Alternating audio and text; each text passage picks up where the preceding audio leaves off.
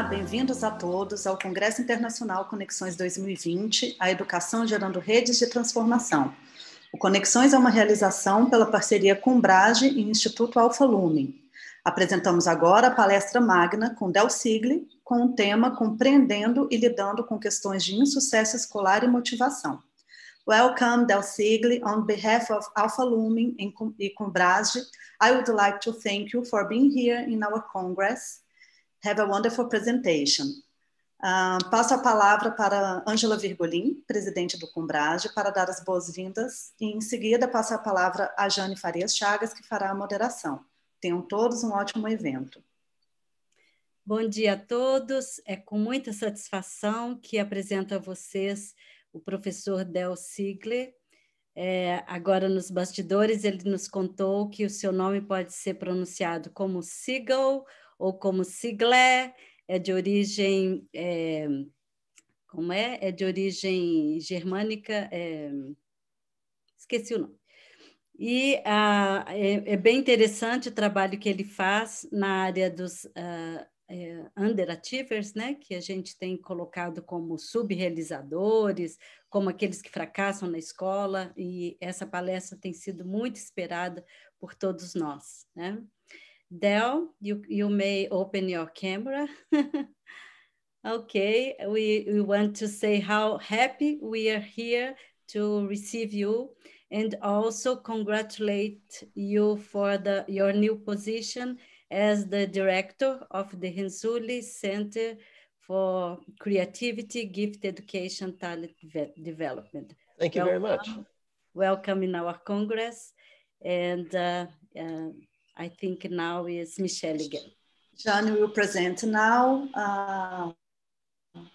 Del Siegle for everybody. Passo a palavra agora para a Jane, que vai apresentar o Del Siegle para todos vocês. Uma ótima apresentação. Para mim é um grande prazer estar participando deste evento, organizado numa parceria entre o Alfa Lumen e o Conselho Brasileiro para a Superdotação, Combrage. Nós contamos com uma equipe maravilhosa, composta por pessoas comprometidas, talentosas e completamente apaixonadas pelo que elas fazem. Eu agradeço o convite para moderar essa palestra e é uma honra dobrada para mim poder apresentar o palestrante dessa manhã, o Dr. Del Siegle. O Dr. Del Siegle, atualmente, ocupa a cadeira permanente, é uma cadeira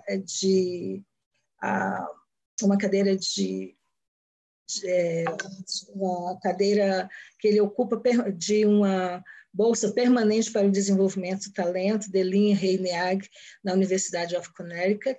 É o atual diretor do Centro Nacional de Pesquisa de Educação de Superdotados, é o atual diretor do Renzulli Center for Creativity, Gift Education and Talent Development.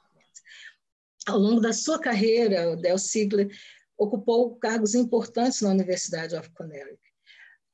Ele foi reitor associado de pesquisa, ele também foi chefe do Departamento de Psicologia Educacional. Del Siegle ocupou várias posições em organizações profissionais, acadêmicas e científicas importantes. Ele é supervisor no programa for Gifted and Talent of Chinese University of Hong Kong. Ele foi presidente, vice-presidente e participou de vários comitês do National Association for Gifted Children. Também ocupa cadeira na Associação for the Gifted Division of Council for Exceptional Children. Ele ocupou cargos também na American Educational Research Association.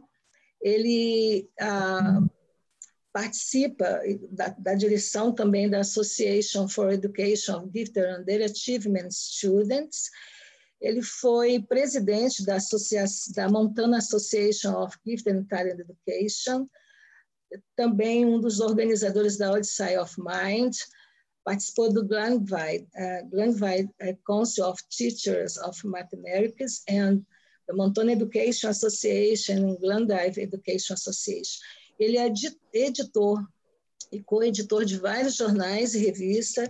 Ele é cofundador e editor do Journal of Advanced Academics e co-editor com sua esposa Betsy McCott da revista The Gifted Child Quarterly. Escreve a coluna de tecnologia da revista Gifted Child Today. Ele tem uma extensa publicação na área, com mais de 2 dezenas de publicações, entre artigos, capítulos de livros, relatórios de pesquisa, que cobrem uma ampla gama de tópicos na educação de superdotados, como, por exemplo, baixo desempenho, identificação de superdotados, barreiras à participação de alunos carentes em programas de superdotação, a subrepresentação, a instrução baseada na web, questões motivacionais, que é o tema da palestra dele de hoje, compactação de currículos, formação de professores. O Dr. Del Siegle é coautor com Gary Davis e Sylvia Rim de um popular texto, de um livro-texto popular nos Estados Unidos, Education of the Gifted and Talented, que está na 7ª edição. Também escreveu The Underachievement Gifted Child, Recognizing, Understanding e Reversing Underachievement. Ele foi laureado com vários prêmios e honrarias. Ele tem uma distinção acadêmica da National Association for Gifted Children, também recebeu da Universidade de Denver o Palmarian Award, da Montana Association for Gifted and Talent Education, ele recebeu o prêmio, né, Friend of a Gateway Award, The Friend of the Gifted Award pela Connecticut Association for the Gifted, da Nacional, também recebeu um prêmio de distinção pelos seus serviços prestados à National Association for Gifted Children. E eu tive a honra, I was honored to have Dr. Siegel was a postdoctoral advisor, and I learned a lot from his expertise, excellence, humility, generosity, lightness, and good humor. O tema da palestra magna que será proferida pelo Dr. Del Siegle nesta manhã é Entendendo e lidando com insucesso escolar e questões motivacionais. Com vocês, o Dr. Del Siegle. Thank you so much, Jane. I think you know more about me than I knew about myself. So I'm really honored to join you today. I'm going to try to now share my screen, which I think should work. So if you just give me a second, I believe I'm sharing my screen now. If you can give me a thumbs up, Jane. Yeah. Okay, so it's great to be here with you today. I'd like to thank Paula, who is doing the translation. I'm honored that she's doing that. And also Talita, I think I'm pronouncing that correctly, who is doing the sign for today. So it's really wonderful that they're with us today. And I wish I could be in Brazil and all of you, we could all be together, but the circumstances are not such that that will happen. So I'm just honored to be able to do it this way. And hopefully the technology will work well. And so I'm going to be talking to you about underachievement and motivation. And I became interested in this topic, like many of you, because of students that I worked with when I was a teacher. So I was a teacher and I taught 4th through 7th grade in the US. And then I also taught high school math briefly. So in that time, I encountered very bright young people who did not seem to be motivated and really were not reaching their potential. And so I became interested in this topic. And that is why I went to earn my advanced degree. And I've been at it now for almost 25 years, 30 years. And we have some ideas, and hopefully we can share some things with you today. So the first thing is that I would like you to think of someone in your life, perhaps a student, who you believe has motivation issues, who you believe is underachieving. So I would like you to just take a second to reflect on that. And while we cannot chat right now, I'd like you to think about that person and think, why do you think that person is an underachiever? What made you come to that conclusion?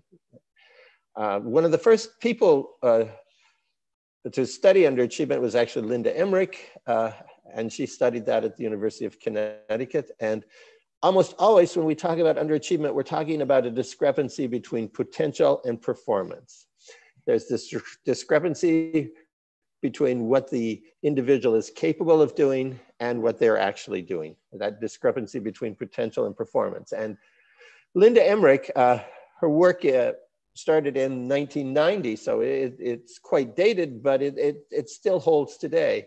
And generally, when we think of underachievers in schools, they fall into one of these categories. One is that students who have a very high cognitive or IQ score and low achievement test scores. So there are students who take the cognitive test, and the test indicates that they should do very well in school, and yet their achievement indicates they're not doing very well in school. And some of those kids, actually the underachievement could be due to a learning disability. And many of you probably know about what we call 2E, students who are gifted and also learning disabled. Because the IQ is an individualized test, a student with a disability in reading, for example, might do very well on it, but because the achievement test or the state tests are often involve a lot of reading, they have trouble there. And so when we have that discrepancy, it's possibly because of a learning disability. Another category are kids who have the high IQ and low grades.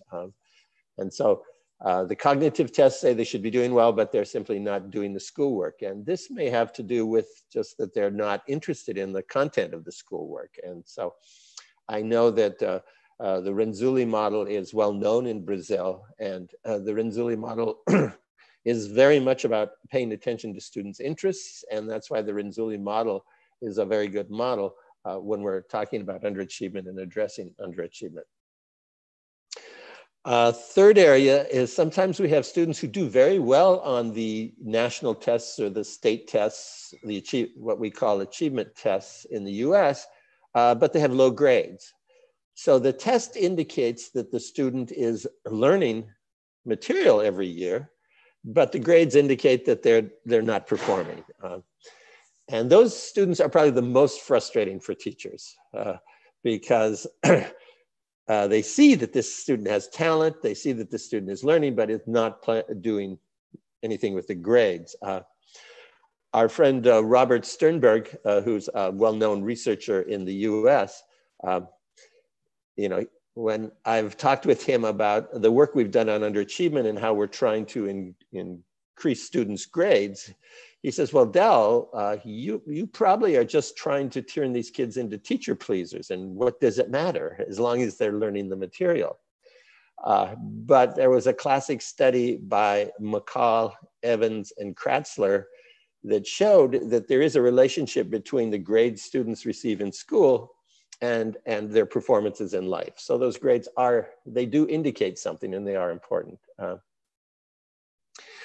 The other time that there's a discrepancy sometimes is we have these other indicators of creative potential and low productivity and achievement. So these kids have these passions and these interests, and when they talk about certain subjects, they know a lot about those subjects, and yet we don't see them actually following through and doing anything with that.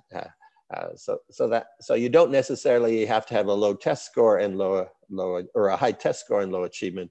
There are just indicators that we know from children's behavior that indicate they're very bright, and yet they don't seem to engage. And then our last one involves students who have had limited opportunities.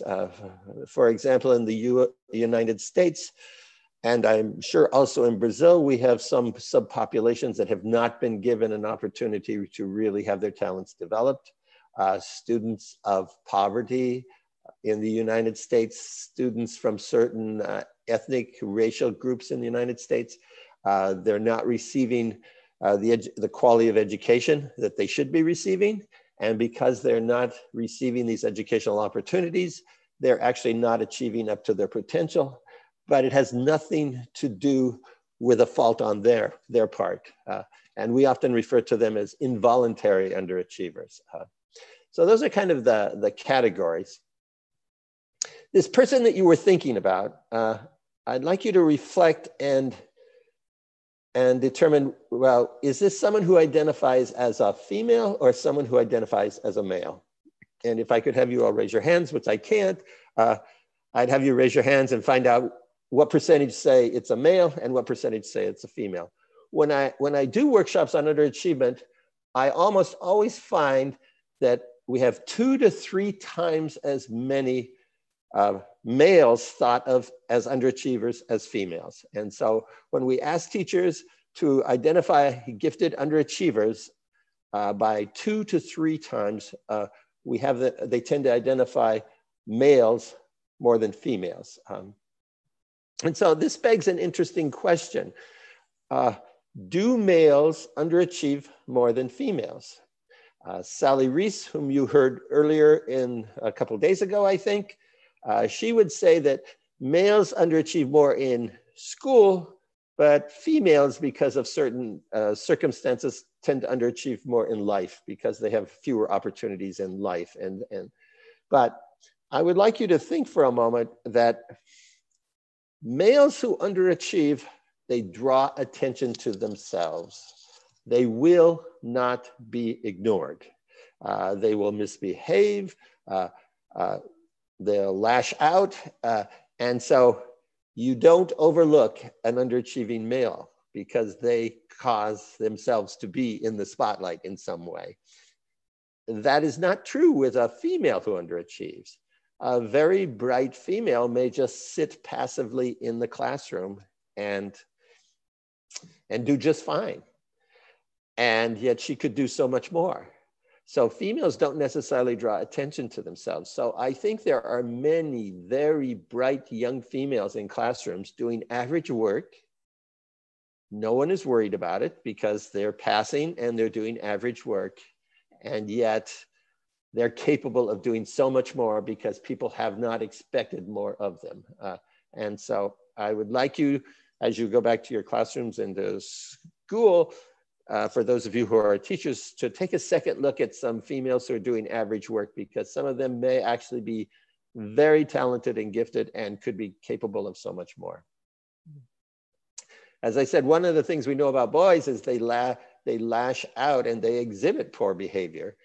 And a study of boys in the first year of school found that those boys who had poor grades in the first year of school, they're going to have we can predict pretty well that they're not going to do well as by 6th grade, they're also going to be having poor grades. But interestingly, boys in 1st grade who show discipline problems, behavior problems, they equally are going to have poor reading and math in 6th grade. So we can flag the students who are at risk of academic problems quite early by how their performance is in 1st grade, and particularly with boys,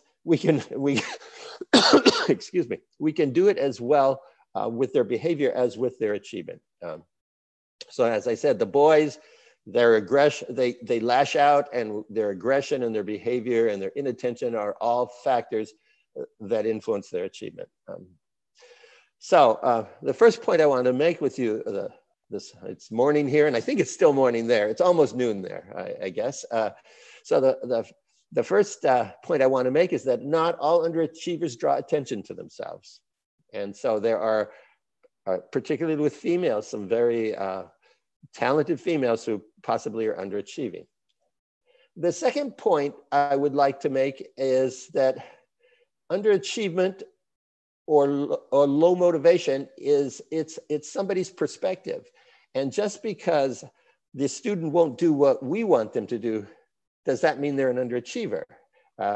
And so we have to be very careful about labeling people as underachievers or not having motivation when they simply won't do what we want them to do.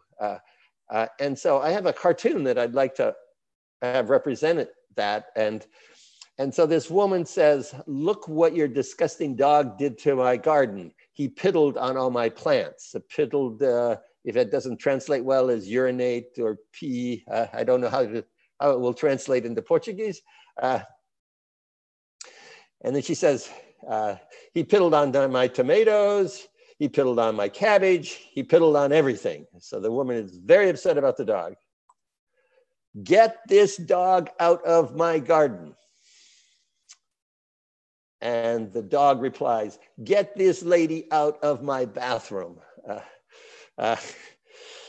So For the woman, it's a garden. For the dog, it's a bathroom. For us, the child may be underachieving. For the child, I'm doing just fine. I'm doing what I want. So we need to be very careful about this label of underachievement. The third point I'd like to make is don't assume that the student doesn't care, doesn't want to do well, because they often want to do well. Sometimes it's because it's just simply not something that interests them. And also there may be other reasons. My wife, Betsy McCoach, and I have done quite a bit of research on underachievement. And we did this study with 212 students. They were, like all our studies, about 3/4 male, 3 out of every 4 were male. And when we had cognitive scores on them, they tended to have IQs about 131. And these students were primarily 5th, 6th, 7th grade. Middle school is what we call it. Excuse me. And we gave these students an ADHD, attention deficit disorder screener. And we had the teachers fill one out and we had the parents fill one out. And the screener was for inattentiveness, not paying attention, and hyperactivity, being overly active, okay? And what we found was that on the home scale, from the parent's perspective, in a normal sample of kids, about 3% of kids are rated by their parents as inattentive. And 23% of our gifted underachievers were rated by their parents as inattentive. So we see 7 times the rate of inattentiveness from a parent rating for kids, gifted kids who are underachieving versus typical kids that parents would rate. And when you look at the hyperactive, we didn't have any parents indicate that their gifted underachievers were hyperactive. And in a normal population, a little over 2% of kids would be considered hyperactive. When we look at the school scale, teachers tend to rate about 10% of the students in their classroom as inattentive. On our scale, teachers rated almost 40% of the gifted underachievers as inattentive. So we have 4 times, well, 4 times the rate of underachievement from the school perspective. So what we see is that many kids who are underachieving represent inattentive behavior. We do not know if they qualify for a diagnosis as ADHD, but we know that the screener would indicate that there are high levels of that. Some might say, well, they're inattentive because they're not interested in the content of school, but they also exhibit this inattentiveness at home. So this inattentiveness is a characteristic. So we recently published an article in Gifted Child Quarterly in the January issue entitled Pay Attention to Inattention. And so you might want to have a further diagnosis done on students who are not doing well, because there may be issues of inattentiveness that could be helped with counseling or could be helped with medication in some cases. And I'm not here to promote medication, but I'm just saying that they may qualify for some of that. When people do a meta-analysis and looking at all the different interventions that have been done for underachieving, generally what we see is that the thing that works best is installing this value for learning. And so that's what I would like to talk with you today about, is installing a value for learning. And so how do we install this value for learning? Well, I'm at the University of Connecticut. And as most of you, or all of you know, Joe Renzulli is at the University of Connecticut, and Renzulli is known for his 3-ring conception of giftedness. He's also known for his enrichment triad model that has type 1, type 2, type 3. So if you're at the University of Connecticut, whatever you create has to have 3 in it. That's just the rule we have. It has to be 3. So We have a model to address underachievement, and it's the achievement orientation model. And it actually has 4 components. So that caused me a problem. So I have 3 rings and a square, okay? And so that I can still stay at the University of Connecticut.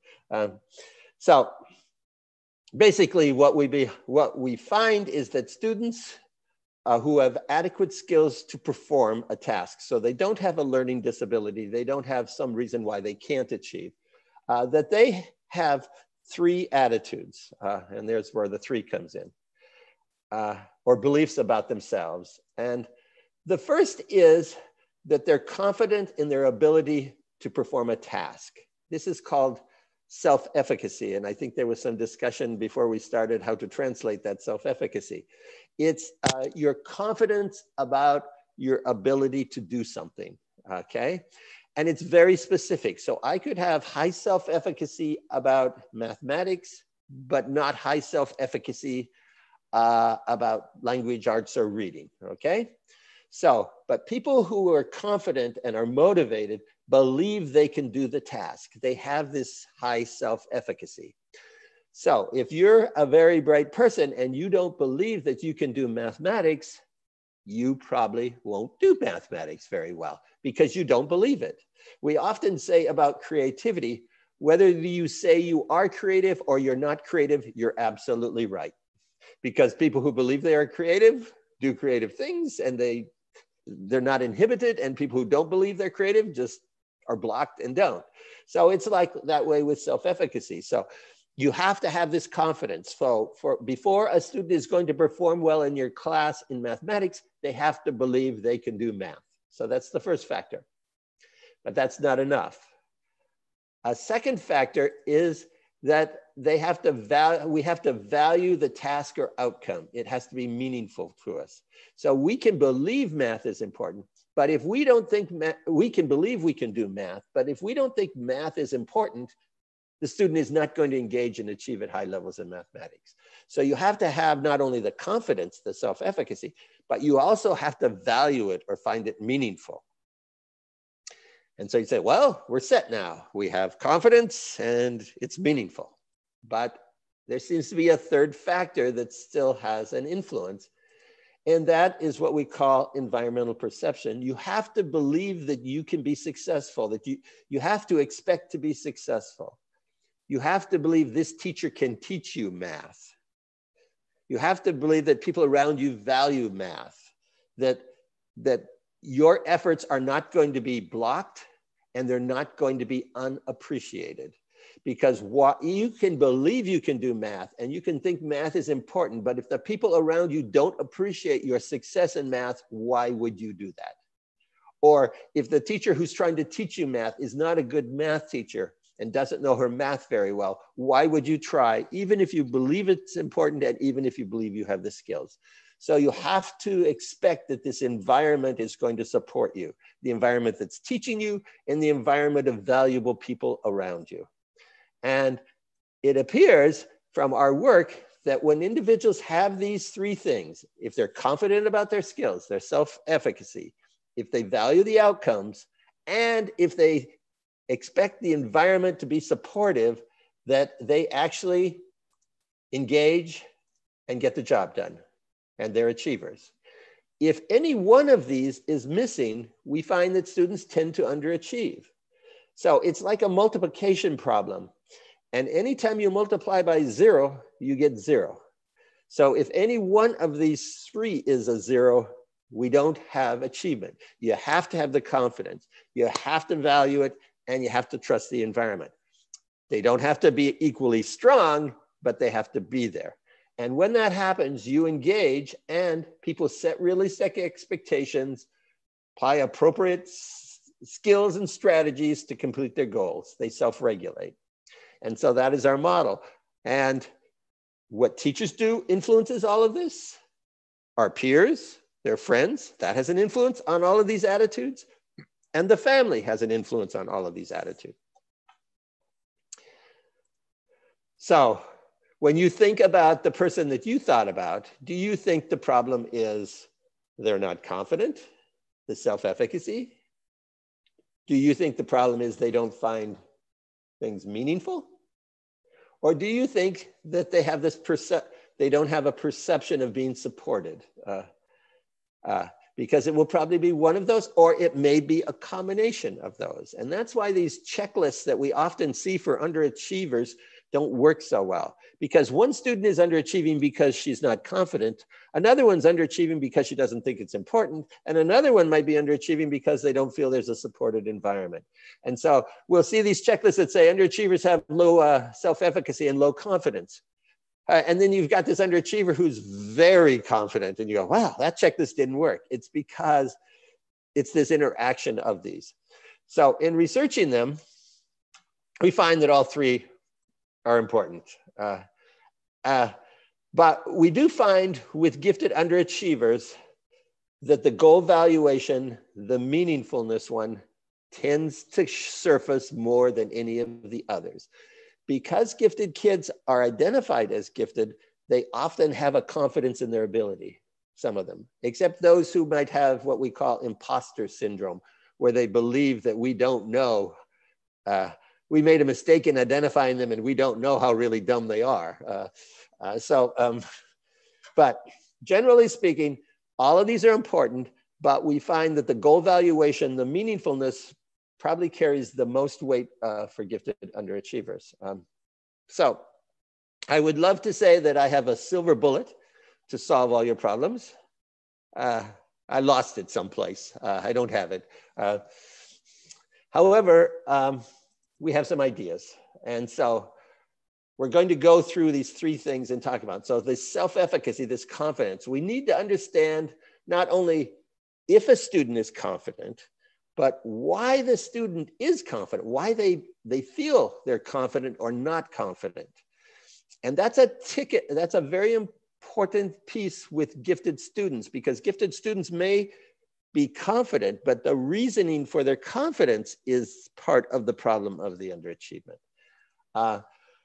So Kate Snyder, a researcher in the US, and her advisor, and have used some of our work and other people's work, and they've suggested that there are probably two pathways or two ways that students kind of become gifted underachievers. The one pathway is called the maladaptive competence belief pathway. And I have no idea how that's going to get translated, but good luck, Paula. Anyway, these kids, they like this label of being gifted. And so they tie their identity to that label, and they're very proud of being gifted. And consequently, they also believe that being gifted means that things should be easy for them. And because they've had early achievements, like school has been quite easy when they're young because their natural talents work, they start self-handicapping when things get difficult, because what if they can't do this difficult stuff? Then they will believe that maybe people will find out that they really weren't gifted, or maybe they really aren't gifted, but they like the gifted label and they don't want to lose it. And so they work really hard to protect their gifted label. And consequently, they might not complete assignments because of that. So for example, a student like this would rather not hand in a homework assignment and receive a failing grade than hand in a homework assignment and receive a C, an average grade. Because by not handing it in, the student can say, I just didn't do it. It wasn't interesting to me. I don't like that stuff. And then they're able to perceive this image that they have of themselves. So this can be really detrimental. And Carol Dweck, I don't know how familiar Carol Dweck's work is in Brazil on her mindsets. It's somewhat controversial in the US. It's not the mindset work that's been controversial. It's being able to change people's mindsets that has been somewhat controversial. But Carol Dweck would say that we have these different orientations when we approach tasks. And some of us have what we call a goal performance orientation. So when we do something, we do it and we're worried about showing people how good we are at it. Others of us have a learning or a mastery goal orientation. And when we approach a learning task, we approach it as an opportunity for us to gain knowledge or get better.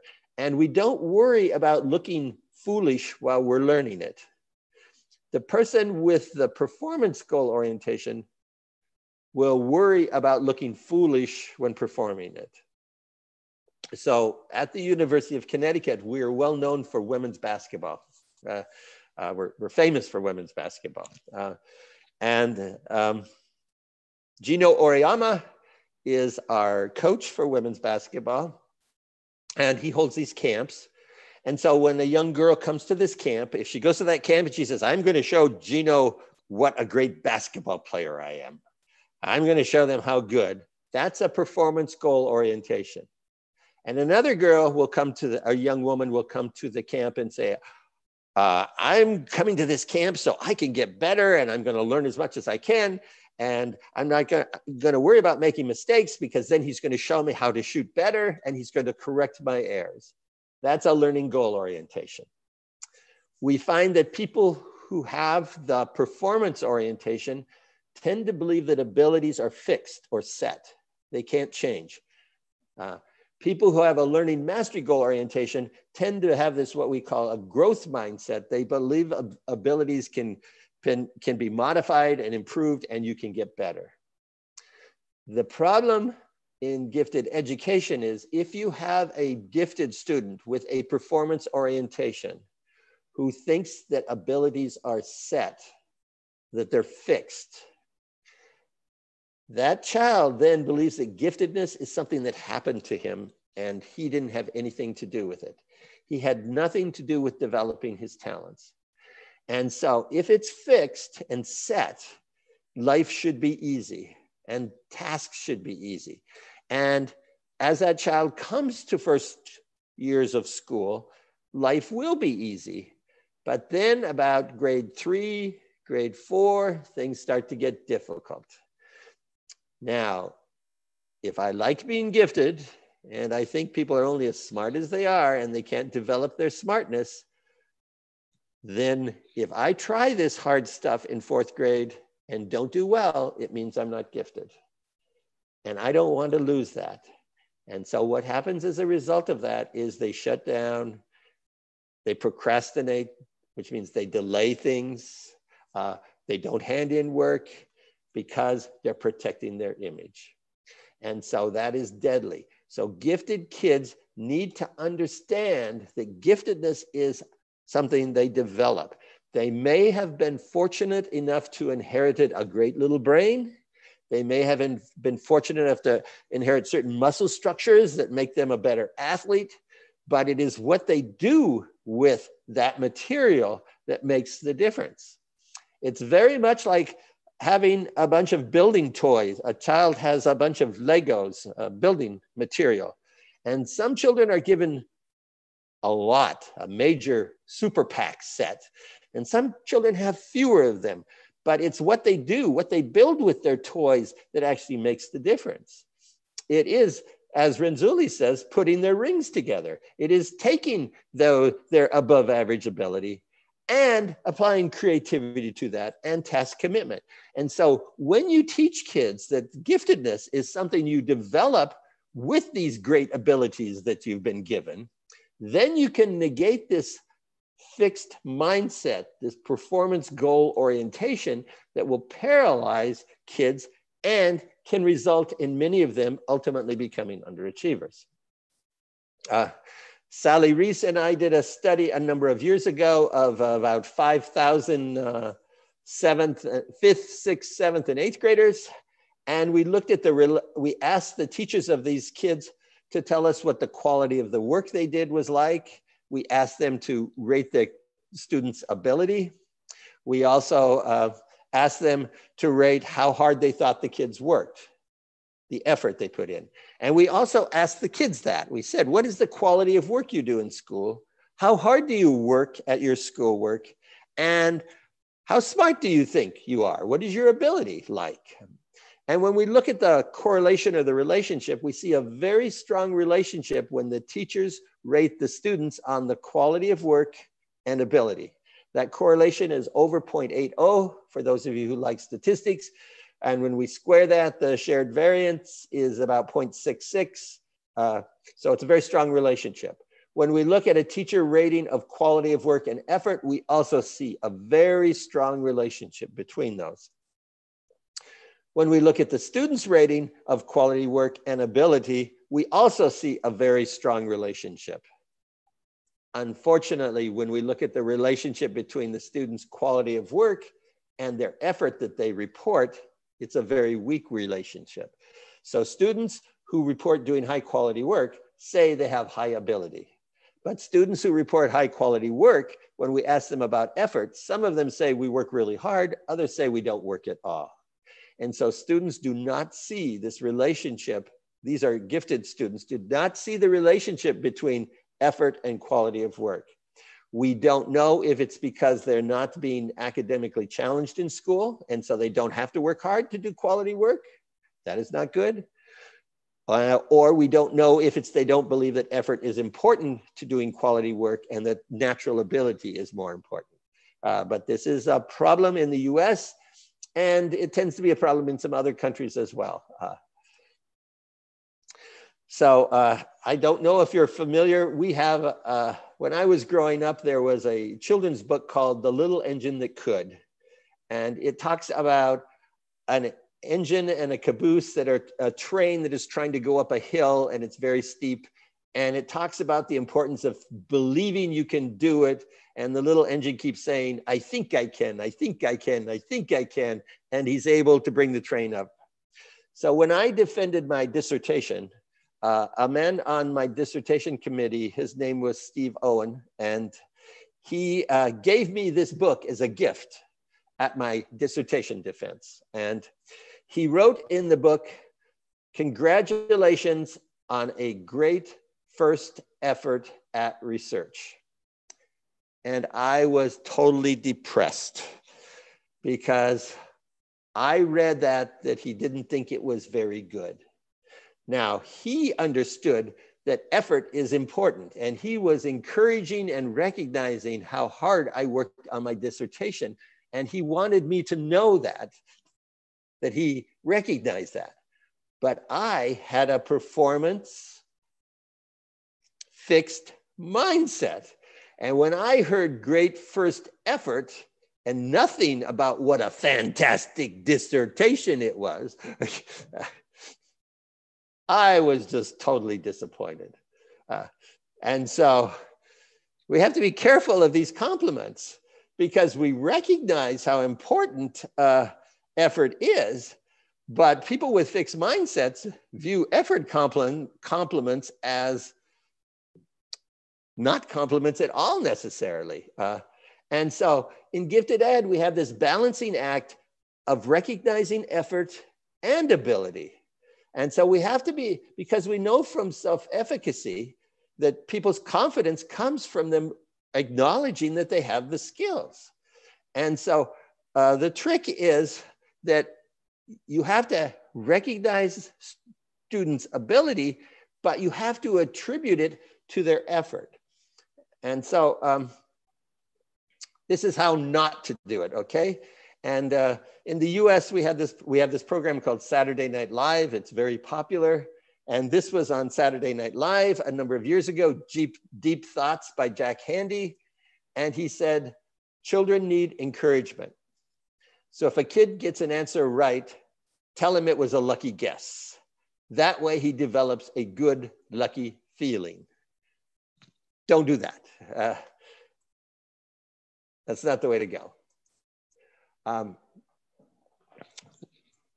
What we need to do is a couple of things is we have words in English that end in EST. Best, finest, prettiest, fastest. And my friend Sylvia Rim says we should not use EST words because when we compliment somebody by telling them they are the best the smartest, the finest, they have no place to go but down. And so that discourages talent development. You're good and you're getting better is much more appropriate for a compliment than you are the best at something. Because for some students, being best can destroy them. So I'd like to tell a story about that. This is a picture I've drawn of a horse. Now, many people think it looks like a dog. It is not a dog. It is a horse, okay? And I drew this picture of a horse to illustrate a story. When I was a teacher, our librarian at the school told me that when she was in 3rd grade, she drew a picture of a horse running. And she showed the picture of a horse running that she drew to someone. And that person said to her, "This is the best picture I've ever seen." And she was in grade 3. And she told me that she stopped drawing for 2 years. And I said, "Why did you stop drawing?" And she said, "I didn't know what I did right in the picture. I didn't know what he liked, and I was afraid the next picture wouldn't have it." And so that S word, best, this is the best picture I've ever seen, caused the child to stop actually drawing, which is a very innocent compliment. We do it all the time. And so through our work, what we've discovered is we do need to compliment people and recognize high performance, but the compliments have to have 2 characteristics.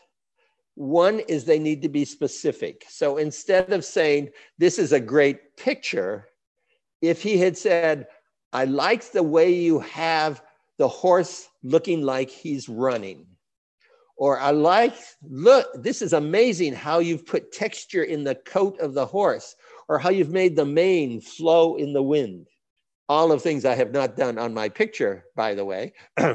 But so we need to be specific. So instead of saying, "Great work on this math paper," you need to say, you really, your times tables, you really know your 3 times tables, or you solved this 2-step problem. So then the person says, "Yes, I am good at solving 2-step problems," as opposed to "I'm good at math." The second thing, though, is that the compliment has to be what I call developmental.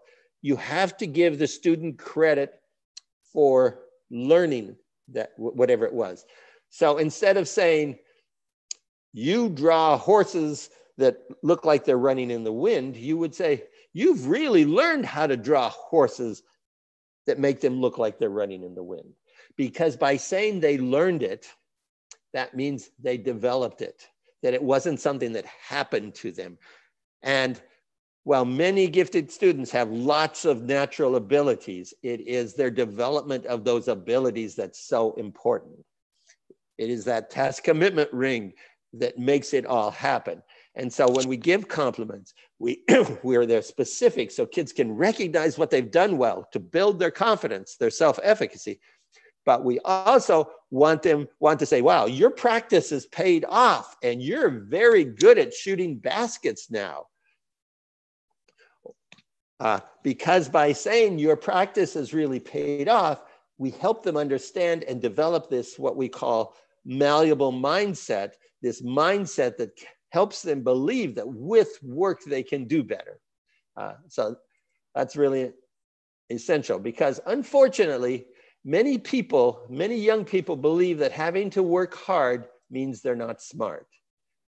And they need to understand that working hard is what makes them smart. James Joyce, a well-known author in the US, said that mistakes are the portals of discovery. Isn't that beautiful? That mistakes are openings or paths to learning stuff. And so we have to help young people believe that mistakes are are tickets to getting better. They're the way we become smarter. This is my son when he was about 3 years old. This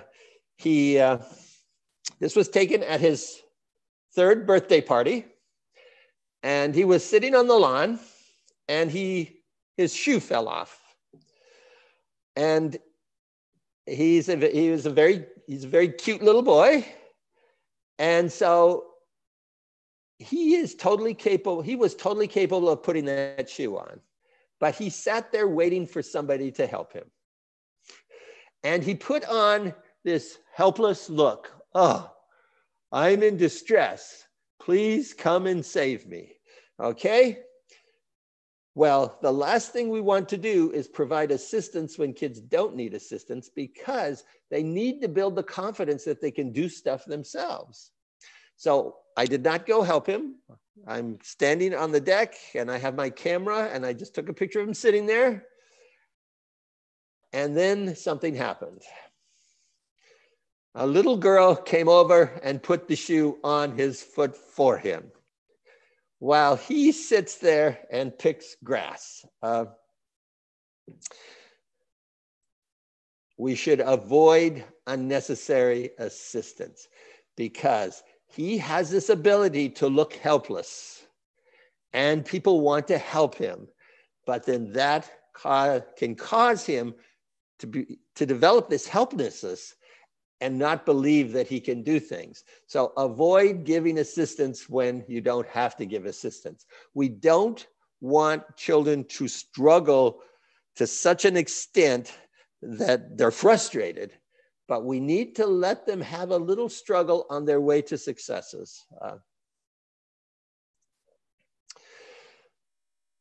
This little boy is getting ready to go home from school, and he says to his teacher, "What did I learn today? My mom will want to know." Every child has a right to learn something new in school every day. And because that child is gifted, that child does not sacrifice that right.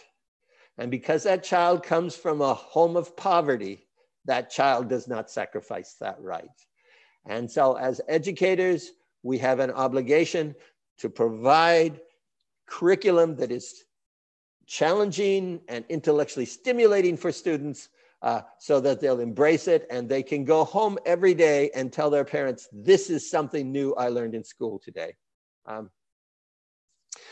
So our second point is, now that we have helped them with their confidence, we've built up their confidence, but we've also helped them understand that the skills they have are the result of effort and them doing something. The giftedness does not happen to people. Giftedness is something people develop.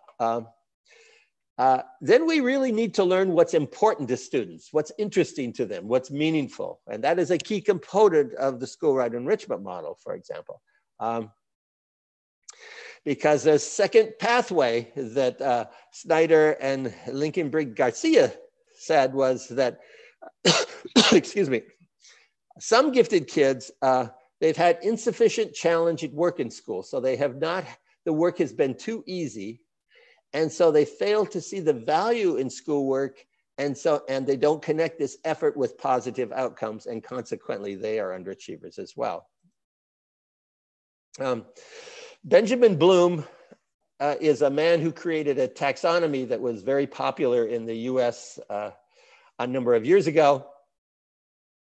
And also he did this study of eminent people. These are world-class athletes, world-class scientists, and they sent researchers into their homes to discover what their teachers were like. And they discovered that they had three kinds of teachers. All of them had a teacher who taught them to fall in love with the discipline. So the very first piano teacher teaches the student to love to play the piano. The second teacher develops but you can't stay with the first teacher too long, because your skills get good and then you need another teacher. And then the second teacher is the one that teaches them the fine skills of the discipline. So it is the one that teaches them all about the scales and how to sit at the piano. If it's a baseball coach, it's the one that talks about how you stand and how you hold the bat. But what Benjamin Bloom discovered is that you cannot tolerate the second teacher if you haven't had the first. If the first one hasn't taught you to fall in love with something, then you don't have the passion for it to withstand all of the coaching about the discipline. And then the third teacher is probably very rare in any country. There may be 5 or 6 in a given country. And that is someone who can take this soccer player and coach this soccer player so that he plays soccer differently than anybody else, that takes what's unique about him and puts it into his soccer game. And so the first person has to teach the kid to love soccer. The second one has to teach them the fine intricacies of soccer, And then the third one, though, has to help them find out what's unique about them and what makes them a special soccer player. And you have to have those teachers in that order, Benjamin Bloom discovered. And so consequently, I used to be a photographer, and I taught photography to students. And one of the problems when I taught photography to students is that I was the second teacher. I wanted to teach them all about how you set cameras and how cameras work, instead of taking time to actually cause them to fall in love with photography. And so when you're a teacher, it's very important that the very first thing you do is help kids fall in love with the topic, because once they fall in love with the topic, then you can get other things to happen.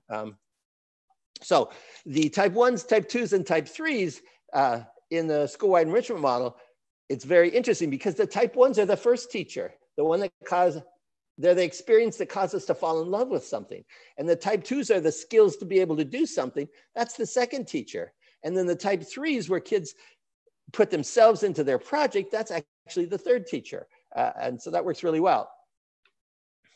When we have kids do projects, and often we are not impressed with the work they do. We're disappointed in the work. The quality is not what we would expect it. There are a couple of reasons why we need to, why we get good quality. And Renzulli would maybe have talked about this also. You get better quality when students do authentic projects.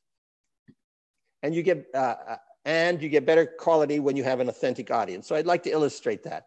A book came out in the United States called A Day in the Life of America. And they asked people around the country to take pictures on a certain day and send them into the publisher. And so then the publisher took these pictures that people took all over the United States on this one day and put together a book and said, this is what America looked like on this day. And it showed all these pictures. I showed this to my students, and one of my students said, I want to do a photo essay of a day in the life of my little brother. He had a little brother who had severe physical challenges when he was born, and the baby was not expected to live.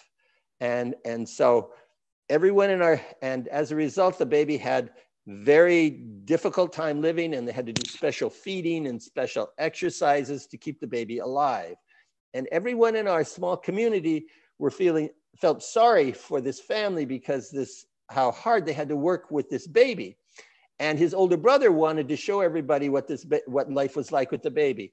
And so he wanted to take pictures that showed a day in the life of his little brother. And he took those pictures and he printed those pictures. And this is back when we had dark rooms. And he didn't do a very good job on them. And I tried to have him do a better job printing them, and he was tired. He was sick of it. He was done with the project. And then I remembered the Renzulli stuff. And I said, okay, so what do you do with pictures?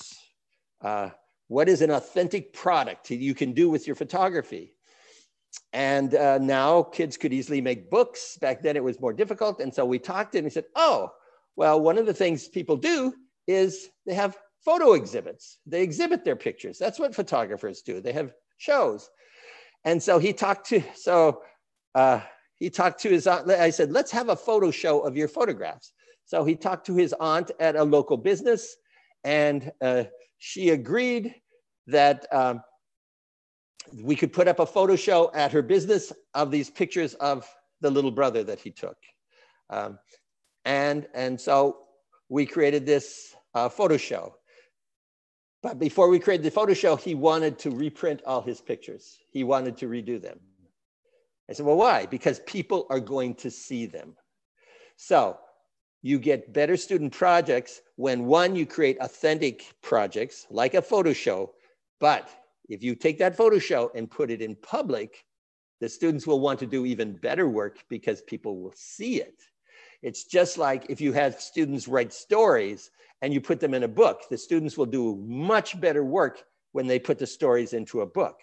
But then if you say, okay, now we're going to take our book to the city library, and the city librarian is going to put it in the library collection and people can check out our book. Now we have a real or authentic audience. They're going to want to rework their stories and make them even better because of that. And so consequently, this kid's product was so much better because we had a real product, a photo exhibit for a real audience. This summer, the student actually found me and sent me a letter. And this was a long ago when he was in grade 6. And he said to me, and our program was called STEP, our gifted program. He said, my wife and I bring up STEP monthly as we raise our 2 boys. Thank you for exposing us to some invaluable experiences at such a young age. I still can't believe I was set free in a darkroom in elementary school. And the cool thing about that is set free, that he was free to learn. So we need products or services for authentic audiences. Another point is that we should, and I'll try to speed up here a little, Angela, I'm a little behind, I think. Yeah. Another point is that we should never underestimate the power of student interest in making learning meaningful. Pay attention to students' interest. We surveyed college students here at the University of Connecticut, and we asked them how skilled they were at music, art, math, writing, all of these areas. We asked them how talented they were at all of those areas. We asked them how much effort they put into each of those areas. And we asked them how interested they were in each of those areas. And then we correlated those with how well they performed in each of those areas.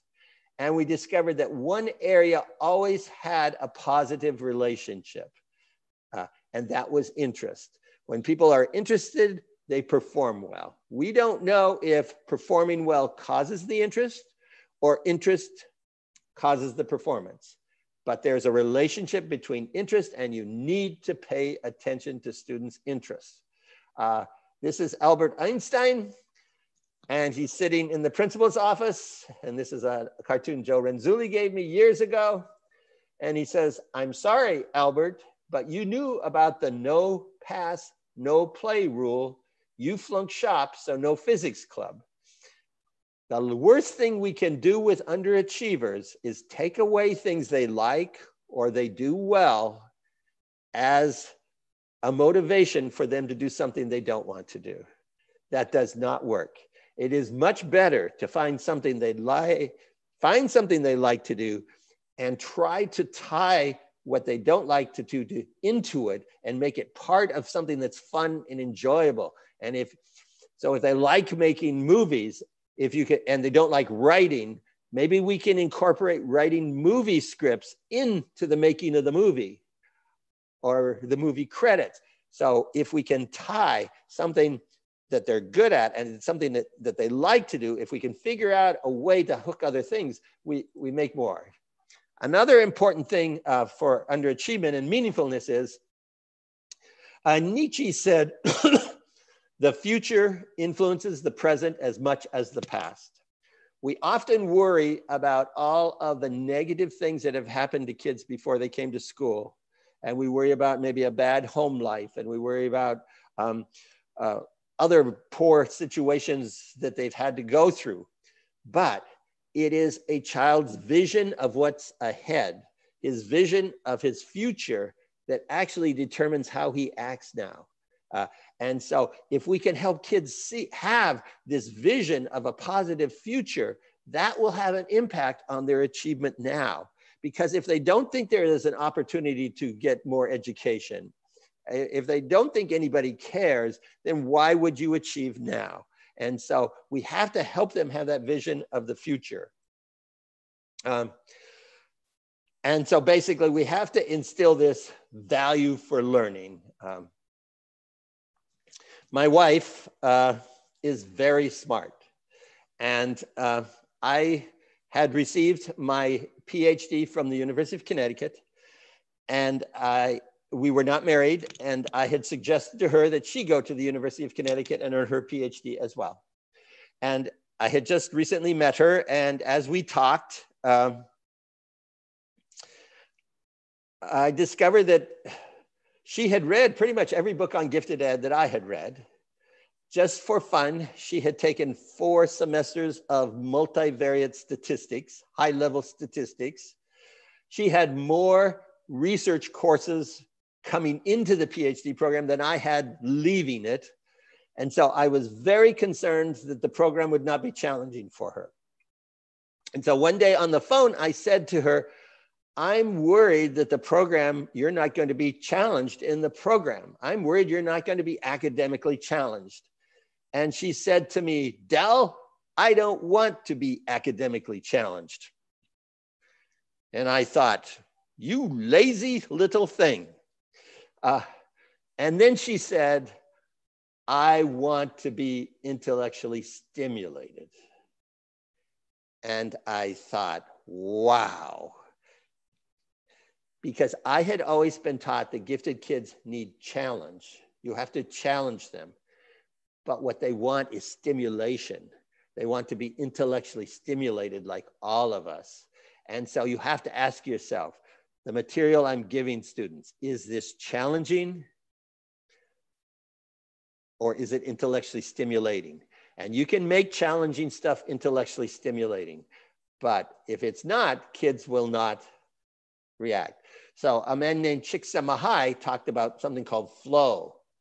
And he says, too little challenge, too little intellectual stimulation produces bored students. Too much academic challenge and too little intellectual stimulation produces turned off students. Too much academic challenge with adequate intellectual stimulation gives you frustrated students. Optimal challenge combined with intellectual stimulation puts students in what we call flow, where time stands still and they're so engaged they just forget about everything else and are absorbed by what they are doing. My third and last point is that we need to ensure that students feel that they're supported. And students have choice. We all have choice. And when we have choice, we weigh the benefits to the cost. And if the benefits are greater than the cost, we tend to do it. If the cost is greater than the benefits, we tend not to do it. And so teachers, we have to show kids that the benefits outweigh the costs. And we have to make it so that the benefits are not less than the cost. And sometimes when we do assignments and we put very high percentages of a student grade on it, it makes the assignment so intimidating that students don't want to do it, for example. A woman named Lenny Koneski did a study, and they asked high school kids, what are the 5 things you want? And the first thing high school kids say is they want control. They want some control so they can have choice about things they study. And they want to be challenged. And they want complex stuff that makes them think. And they also want a caring teacher. And what they found was that kids would give up control, choice, challenge, and complexity for a caring teacher. And so we need to be that caring teacher. We did a study also where we asked kids, what do teachers do that makes, what teachers in your life do you remember as being good teachers? And what did they do? And they said, they give us meaningful content. They said that they challenged us. They said that they gave us useful information, and they showed how what we were learning is useful. They said that they cared about us, and they were caring. They said that they were knowledgeable, and that they said they were hardworking. One student said, she worked so hard at teaching physics that there was no way that I couldn't study that stuff. I felt guilty not studying it because she worked so hard at it. So kids recognize when we're working hard and we're not working hard. And they're passionate. Another one said, she's so passionate about that topic that I couldn't also help be passionate about it. Excuse me, I'm going to cough. So, knowledgeable teachers, we need to be knowledgeable teachers. What they promote is when we're knowledgeable and we work hard, we build students' confidence because they can learn, they believe they can learn from us because they think, they understand we know it. The second thing students say is that when teachers know their stuff, they differentiate the content. If you don't know your content very well, I'll slow down, I'm talking fast now for the translator, sorry. If you don't know the content, then you just stick to the textbook. But if you really know the content, you can use different instruction styles. You can hold questions and answers where if you know the content not very well, you'll just lecture because you don't want kids to ask questions. So, and lastly, they said that people who know their content are able to make connections between different fields, interdisciplinary connections. And that makes the learning more meaningful. So they show how math is used in this area and math is used in that area. When I was a teacher, one of the older teachers told me that when I was teaching 7th graders, she said that when kids are little in the US, they bring cupcakes, they bring treats to school on their birthdays. It's quite common, okay? However, when you're in 7th grade, it is not considered popular to bring treats to school. That would not be what a 7th grader should do. And so I decided to celebrate my 7th graders' birthdays. And so we had a young man who was in our gifted program and he hadn't been doing that well. And he was the first birthday of the year. And so I bought a nice birthday card and I made Rice Krispie treats, which are Rice Krispies and marshmallows. I made these treats for the class. And as class started, I said, somebody today, there's a very important person who has a birthday today. And he thought I was talking about some famous person. And I could see him and he was wondering, I wonder who has a birthday on my birthday. And then I said, today is Mark's birthday. And so I made Rice Krispie treats and so come up, Mark. And so Mark came up and I gave him a birthday card and I bought the birthday card. And back then it was about a $5 card, which was considered a pretty expensive card. And the first thing he did was look at the back of the card and see how much I paid for the card. And he turned the card over and said, $5. He was impressed that I would spend $5 on a birthday card. And then I said, and here are treats for all of us. Well, that kid found out when my birthday was, and he brought Rice Krispie treats to school on my birthday. And every year after that, I gave him Rice Krispie treats on his birthday. And he gave me Rice Krispie treats on my birthday. And he became the best student in the class, not the worst, as a result of that, because he discovered that I cared about him as a student. And for 20 years as adults, he and I exchanged Rice Krispie bars on our birthdays. And we shipped them through the mail. And today he is the godfather of my 2 children. And there they are when they were young. And here are the children when they're older now. This is what they look like now. I have to show off my children. I'm a father late in life. Everyone thinks I'm the grandfather. I'm the father. So, in conclusion, we have to have students say that they believe they are capable, because what I believe determines whether I achieve. They have to say that it's important to me, and they have to say that I have the support that I need to be successful. And when those things happen, when students believe that they have the skills to do it and that they can change those skills if they don't have the skills to do it, when they see the stuff as meaningful and when they feel supported, they engage and they achieve. And so we need to recognize their strengths. We need to know when to inspire them and when to challenge them. We need to give them authentic, real learning opportunities. We have to help them develop a vision for a positive future. We have to provide intellectual stimulation, and we have to be the caring teacher who makes a difference. I'm a gardener.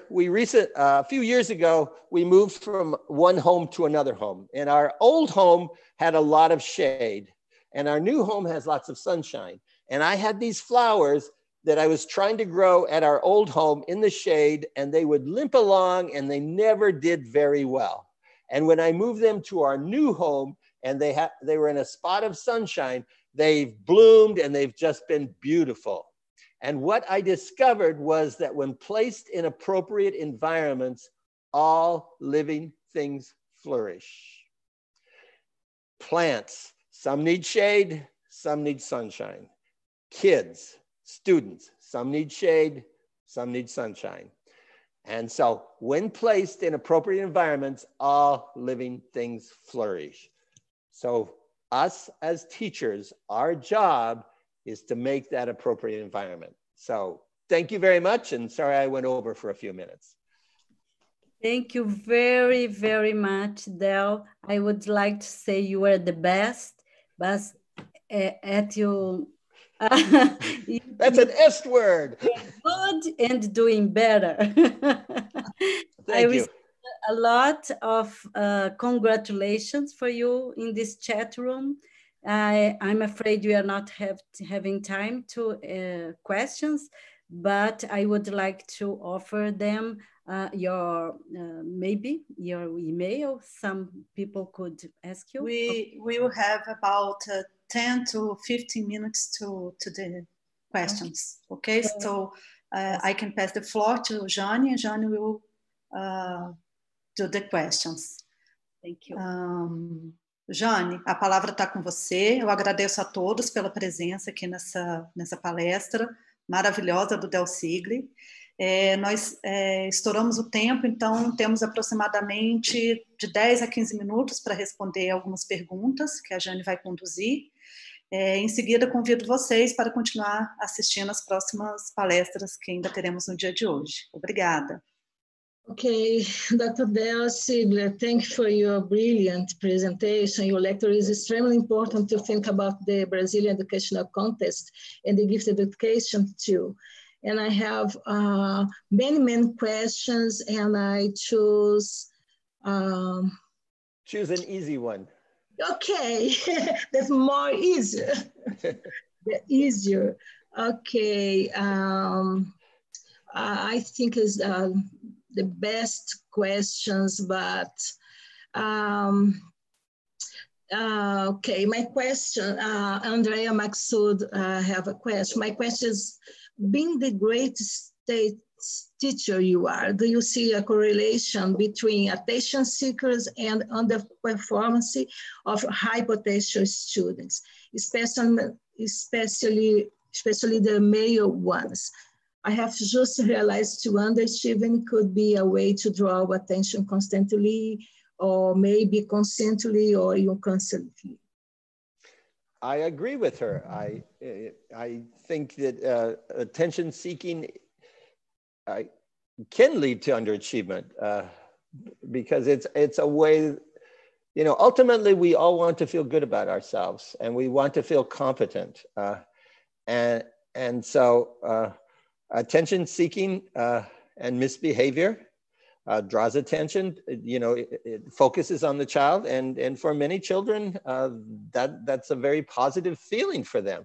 And so if you can find ways to draw attention to them for doing something well. I was reading something yesterday that someone sent to me, and they talked about in classrooms having a standing ovation moment. I don't know how that translates. You know, when a performer does very well, the audience stands and claps. And she said, we need to find ways for students in classrooms to have standing ovation moments. Moments when they really excel. And it doesn't necessarily have to be necessarily in mathematics, but these attention seekers, if you can find something that they do well and that everyone can appreciate, and the class sees that standing attention, that standing ovation moment, it can go a long ways towards building that confidence. I'm going to get political for a moment here. We have this attention-seeking president in the US right now that we don't know what to do with because he won't leave. You know, he's obviously lost, but he cannot leave the spotlight. And it is going to be very difficult for President Biden to govern because Donald Trump will constantly want to be seen and heard. And if we could find some way that because that is his value, and he will do horrible things just to have the attention, you know. And so it's not unlike what the woman in the question answered of a student. And so I would say redirect that attention gaining while they're young, so they don't ultimately become president of a country and still need it. And it can be a problem for all of us. Okay. That was a great observation she made. Yeah. Moment of celebration. Another question, Marcos Diniz asked, how to distinguish low income when it's an underachievement condition and a low income because it's not really within a profile of giftedness? How to distinguish a low profile based on underachievement condition and a low profile based on the fact that the person isn't really gifted? I'm not sure I quite got the question. So could you kind of paraphrase it a little for me? Okay, how to distinguish low income when it's an underachievement condition, or what to distinguish a low profile based on underachievement condition and a low profile based on the fact the person it's not feel or not recognize yourself like gifted. Okay, so I'll paraphrase back just to make sure I'm answered. So we might have this low-income kid is underachieving because he has not had opportunities, but we could have someone who's not underachieving, but is not achieving high because they simply aren't gifted and shouldn't be achieving high. Yeah. Some of it is the way, or the way students respond to opportunities. Okay, and so if the student is not gifted, when you give them a novel situation to work on or problem to solve, watching them how they approach solving that problem gives you a clue to whether they are gifted. One of a former professor here at the University of Connecticut, Tom Cale, who recently died, his definition of intelligence, which I think would fit somewhat for giftedness too. His definition of intelligence is grappling with complexity. Wrestling with complexity. That intelligence is having this complex mess out there and figuring out a way to make it meaningful. And when you think about the tests, that's what they are. They'll have these patterns and you have to figure out what comes next in the pattern. So there's this complexity and you grapple with it. And so particularly with kids, a low-income kid, if you can give these complex situations and just see how they grapple with it and watch their problem-solving process and the ways they try to do things, that could reveal quite a bit of possibility. And Sheila Gallagher has done some work on performance assessments, you know, giving kids things and having them try to put them together. Because there's brain power to figuring out how those pieces put together. And so if you haven't been given opportunities, some of the academic intellectual opportunities, but you give them some other ways to look at problems hands-on, they can sometimes show this strength for what a great little mind they have and how it works. Okay. In the last, could you recommend some strategies for teachers to work with gifted students? What the best strategies of the teachers obviously, for parents? Yeah, I am such an advocate of student interest. I mean, all of you as adults, you do things that interest you, you know? If you had choices, which I don't think you had a choice to come to this session or not, because I'm probably the only one on, but if there were multiple sessions to go to, you picked the one that you thought was most interesting. And so choice, this idea of choice is so important. People who study happiness find that there are 4 things that influence our happiness. And the first is that we have resources for choice. Most people think that having money makes them happy. Money doesn't make us happy. It's using the money to do things we want that makes us happy. Okay, so it's the choice. And so people who have resources are happy because those resources allow them to have some choice in life. And the same way with kids. Kids who are happy have resources. And sometimes it's the choice of time to do things that they like. And so as teachers, if we can give them some choices in school, it can be stuff we want them to do, but giving them some choice, it will make them much more happy because they have that resources. The second thing is people who are happy have a connection to other people, intimacy. And Angela, before we started the broadcast today, was talking about how people in Brazil are huggers and very close. You know, and that intimacy helps make us happy. You know, connecting. Okay, and so the way you can help your kids is let them know, as I've talked about, the importance. They need to know their teacher cares about them. You know, you don't have to have thousands of people care, but you need to know somebody. You need to be connected to somebody. And so if you can help kids make connections with other kids and make connections with you, building that relationship or that intimacy. The third thing that makes people feel happy is they feel competent. So in your classroom, whenever you can recognize kids doing something well, and we have a tendency to mark things wrong as teachers. That's our job. Find out what's wrong, you know, and get it corrected. But it's so important during the day. At some point, if you can, with each of those kids, find something they did well. And it could be very simple little thing, but that builds their confidence. So they feel competent. We don't have to feel competent about everything, but we have to feel competent about something.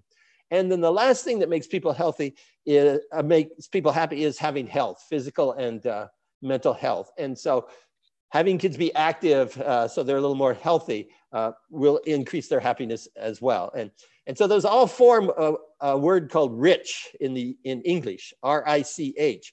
Resources is the R, intimacy is the I, competence is the C, and health is the H. And happy people are rich. And so as teachers, we can make kids rich by giving them choice, paying attention to their interests, and acknowledging the things they do well, because they will learn more by you recognizing strengths than you recognizing weaknesses. We have to acknowledge weaknesses exist, and we have to remediate, but we do it through strengths whenever possible. Oh, thank you, Dale, for this brilliant lecture. Thank you for accepting our invitation to line us this morning with such a brilliant and meaningful lecture. I wish you success in your new position as a director of the Resilience Center for Creativity, Gift, Education, Talent. Give me hugs to all research and the staff at the Resilience Center, to especially Siamek, Stephanie, Liza, and Vaikonas, my hugs also to your brilliant wife and children. We hope to see you soon here in Brazil. I want to come. I've never been to Brazil. I was disappointed that this was not going to be live, but then I couldn't have come if it were live. So right now. Thank you so much. It's very, very amazing. Done. Thank you. Thank you, Angela, for inviting me. I'm honored to have been able to talk with you today. And thank you, Talita, for all of your sign language. And also Paula for translations. I know I spoke fast. I'm sorry. I promised I would not speak fast, but I did. Oh, it was great. Angela, would you like to say something to Del Siegle? Yes, I did. I told him how happy I am with this lecture and the opportunity to bring this kind of knowledge to our audience. I think it's very important what the job you are doing, the work you are doing, the research you are doing, and it inspires us to do the same here in Brazil. Thank you very, very much. Thank you so much. Bye. So there. I would like to call Yuri to say something on behalf of Alpha Lumen. On behalf of Alpha Lumen, we are an NGO here in Brazil that seeks social impact working with gifted students. So we are speechless with your words. Thank you very, very much. And we will always be welcome here in Brazil.